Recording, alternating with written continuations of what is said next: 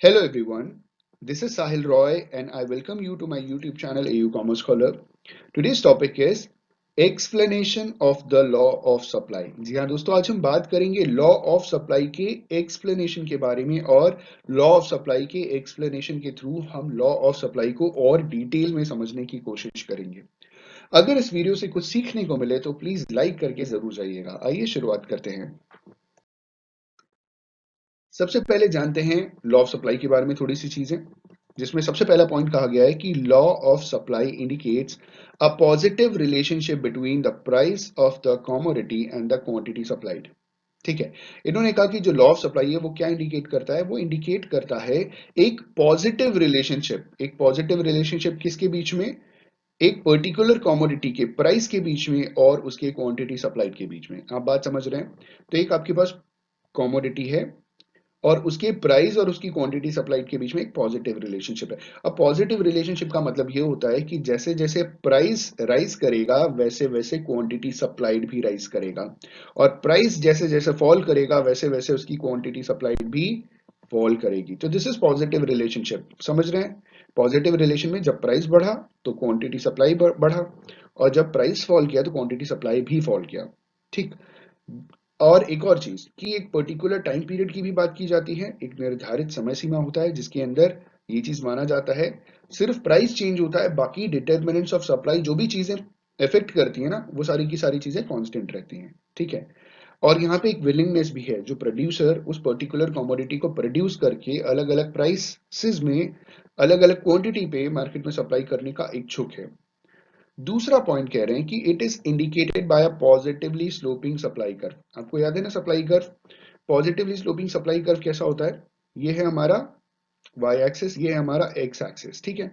Positively sloping supply curve कुछ इस तरीके का होता है। सप्लाई कर्व वैसे होता है कि जैसे जैसे प्राइस बढ़ता है वैसे वैसे क्वांटिटी डिमांडेड क्वांटिटी सप्लाइड, जिसे हम x एक्सिस पे रिप्रेजेंट करते हैं, वो भी बढ़ता चला जाता है। y एक्सिस पे हमेशा प्राइस शो किया जाता है, एक्स एक्सिस पे क्वांटिटी सप्लाइड शो किया जाता है। अगर हम डिमांड पढ़ें तो एक्स एक्सिस पे क्वांटिटी डिमांडेड शो किया जाएगा। क्योंकि हम सप्लाई पढ़ रहे हैं, लॉ ऑफ सप्लाई, तो सप्लाई में जो हमारा कर्व बनेगा, मतलब जो भी हमारा डायग्राम बनेगा, एक्स एक्सिस पे क्वांटिटी सप्लाइड बनेगा। और ये होता है पॉजिटिव स्लोपिंग सप्लाई कर्व, और जो हमेशा लेफ्ट से राइट साइड डायरेक्शन की तरफ होता है। आगे कह रहे positive slope of a supply curve can be explained in the terms of three factors. ये जो पॉजिटिव स्लोप है वो तीन फैक्टर्स के थ्रू समझाया जा रहा है, जिसमें सबसे पहला है, first reason is that the level of price determines the amount of profit. सबसे पहली चीज क्या है कि जो लेवल ऑफ प्राइस है ना, जो प्राइस है ना, वो अमाउंट ऑफ प्रॉफिट डिसाइड करता है। सही बात है। जितना ज्यादा कीमत पे आप कोई भी एक पर्टिकुलर चीज बेचिएगा उतना ज्यादा आपको प्रॉफिट होगा, और कोई भी चीज जितना सस्ता करके बेचेगा कंपेरेटिवली आपको उतना कम मुनाफा होगा। तो इन्होंने पहली बात बोली कि level of price determines the amount of profit. आगे कह रहे हैं the higher the price of the commodity the larger is the profit that can be earn ceteris paribus. मतलब समझ में आया? जितना ज्यादा प्राइस होगा उतना ज्यादा प्रॉफिट होगा। सेट्रेस पेरिबस, बाकी सारी चीजें कांस्टेंट है। सेट्रेस पेरिबस जानते हैं ना आप, कि सिर्फ प्राइस के बढ़ने घटने की बात होती है, बाकी सारे फैक्टर्स फैक्टर्स या बाकी सारे के सारे डिटरमिनेंट्स ऑफ सप्लाई कांस्टेंट रहते हैं। This gives incentives to producers to produce and offer for sale a larger amount of commodity। तो ये चीज प्रोड्यूसर को एक इंसेंटिव देती है कि, या एक तरीके से हम ये बोले कि वो मोटिवेशन देती है कि वो ज्यादा से ज्यादा क्वांटिटी को प्रोड्यूस करे और ज्यादा से ज्यादा क्वांटिटी को सेल करे किसी भी एक पर्टिकुलर कमोडिटी का। ठीक है, आगे बढ़ते। दूसरा जो हमें फैक्टर बताया जा रहा है वो ये है कि जो पॉजिटिव स्लोप है सप्लाई कर्व का is also caused by rise in the marginal cost of production. Marginal cost of production का मतलब क्या हुआ कि जब आपने 100 यूनिट प्रोड्यूस किए, ठीक है, समझिएगा, तो 100 यूनिट प्रोड्यूस करने में जितना आपने फैक्टर्स ऑफ प्रोडक्शन में खर्चा किया, अब एडिशनल एक यूनिट जब आप प्रोड्यूस करेंगे तो जो एडिशनल आपका कॉस्ट ऑफ प्रोडक्शन होगा, कॉस्ट ऑफ प्रोडक्शन का मतलब होता है लागत, किसी भी चीज को बनाने के लिए जो लागत आती है, इंग्लिश में हम कॉस्ट ऑफ प्रोडक्शन कहते हैं, हिंदी में हम लागत कहते हैं।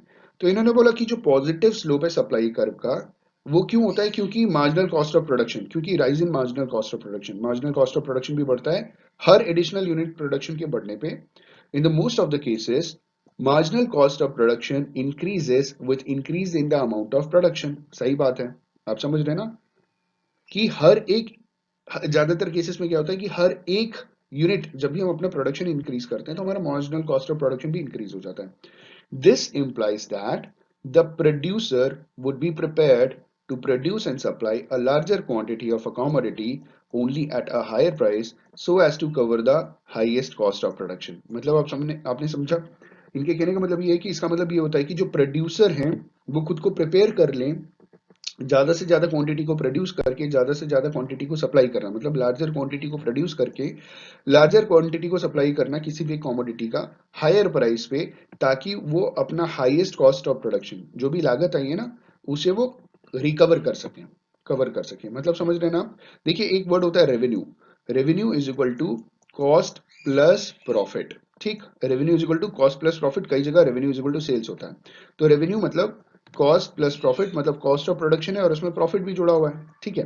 तो हर एक प्रोड्यूसर क्या कर चाहता है कि उसका कॉस्ट ऑफ प्रोडक्शन जो है ना, कॉस्ट लागत, वो ज्यादा से ज्यादा उसे मिल सके. तो जितना ज्यादा रेवेन्यू होगा उतना ज्यादा उसका कॉस्ट ऑफ प्रोडक्शन कवर हो जाएगा, साथ साथ उसको प्रॉफिट भी गेन हो जाएगा. आप समझ रहे हैं. तो हमेशा जो भी सेलर्स होते हैं, जो भी प्रोड्यूसर्स होते हैं, हमेशा जो भी सप्लायर्स होते हैं, हमेशा ये कोशिश करते हैं कि ज्यादा से ज्यादा क्वांटिटी प्रोड्यूस करके ज्यादा से ज्यादा क्वांटिटी को सेल किया जा सके, ताकि उनका जो जो भी लागत है ना, जो भी कॉस्ट ऑफ प्रोडक्शन है ना, वो कवर हो जाए. अब लास्ट में इन्होंने बात किया है, a rise in the price would give incentive not only to the existing producer of a commodity, but it would also motivate other prospective producers to produce this commodity so as to earn higher profits. मतलब क्या हुआ, इसका मतलब इन्होंने बोला अगर हम price बढ़ाते हैं तो इससे एक इंसेंटिव मिलेगा एग्जिस्टिंग प्रोड्यूसर को. जो भी आप एक पर्टिकुलर कमोडिटी के एग्जिस्टिंग प्रोड्यूसर हैं, जब प्राइस बढ़ेगा तो इनको तो इंसेंटिव मिलेगा, साथ ही साथ जो बाकी के प्रोस्पेक्टिव प्रोड्यूसर्स है ना, जो ये देख रहे हैं कि भैया इनको बड़ा प्रॉफिट हो गया महंगे प्राइस पे बेचने पे, जाहिर सी बात है महंगा बेचेंगे तो उनको एक अच्छा खासा मुनाफा होगा. ठीक. तो जो प्रोस्पेक्टिव प्रोड्यूसर्स है ना, जो ये पर्टिकुलर कमोडिटी को प्रोड्यूस कर सकते हैं, वो भी क्या करेंगे, वो मोटिवेट हो जाएंगे और वो भी ज्यादा से ज्यादा कमोडिटी को प्रोड्यूस करना शुरू कर देंगे और ज्यादा से ज्यादा रेट पे बेचेंगे ताकि उनको हायर प्रॉफिट्स मिले. देखिए, बीइंग अ कंज्यूमर हम हमेशा ये चीज चाहते हैं कि कोई भी पर्टिकुलर चीज हमें सस्ती मिले तो हम ज्यादा क्वांटिटी डिमांड करते हैं.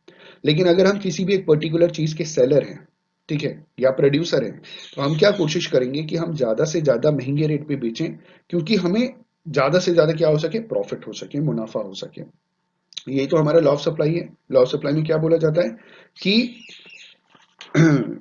लॉ ऑफ सप्लाई ये स्टेट करता है कि रिमेनिंग सारी चीजें कांस्टेंट है, सिर्फ प्राइस की चेंज होने पे सप्लाई चेंज हो रहा है. ठीक है, रिमेनिंग सारी चीजें मतलब कांस्टेंट का मतलब सारे फैक्टर्स जो हैं प्रोडक्शन के, वो सारे के सारे कांस्टेंट है, सिर्फ प्राइस के चेंज होने पे सप्लाई चेंज हो रही है. ठीक है. The law of supply states that other things remaining the same, the quantity of any commodity that firm will produce and offer for sale rises with a rise in its price and falls with a fall in its price. तो ये था हमारा law of supply. I just hope and believe कि explanation of the law of supply आपको clear हो गया होगा. On this note, thank you so much for watching this video. Have a good day.